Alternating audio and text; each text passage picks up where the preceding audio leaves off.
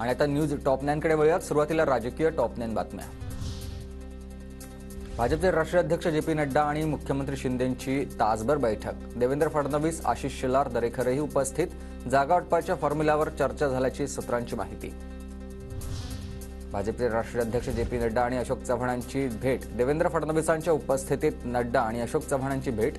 उमेदवारी दिल्याबद्दल चव्हाणांकडून नड्डांचे आभार।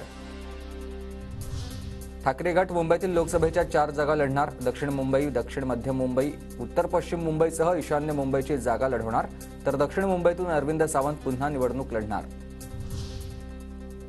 उद्धव ठाकरेंचा आजपासून 2 दिवस जनसंवाद दौरा। आज चिखली, मोताला, जामोदमध्ये, तर उद्या शेगाव, खामगाव आणि मेहकरमध्ये ठाकरेंचा जनसंवाद।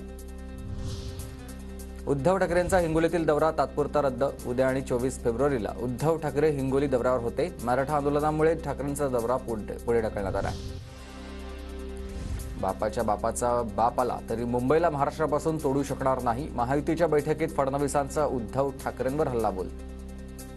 मुंबईला महाराष्ट्रापासून तोडण्याचं षडयंत्र सुरू झालेलं आहे। मुंबईला महाराष्ट्रापासून कोणाच्या बापाच्या बापाचा बाप आला तरी तोडू शकत नाही। त्यामुळे आता तरी नवीन डायलॉग शोधा। उद्धव ठाकरेंच्या काळात भ्रष्टाचार। ठाकरेंच्या सरकारमधील गृहमंत्री वर्षभर जेलमध्ये होता। जे.पी. नड्डांचा ठाकरेंवर निशाणा।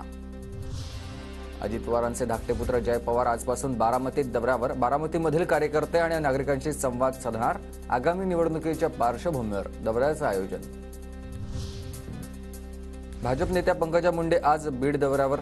पाटोद्यामध्ये सप्ताहात सहभागी होणार, तर आष्टीत आमदार सुरेश धस यांच्यासोबत बूथ कार्यकर्ता बैठकीला हजेरी लावणार।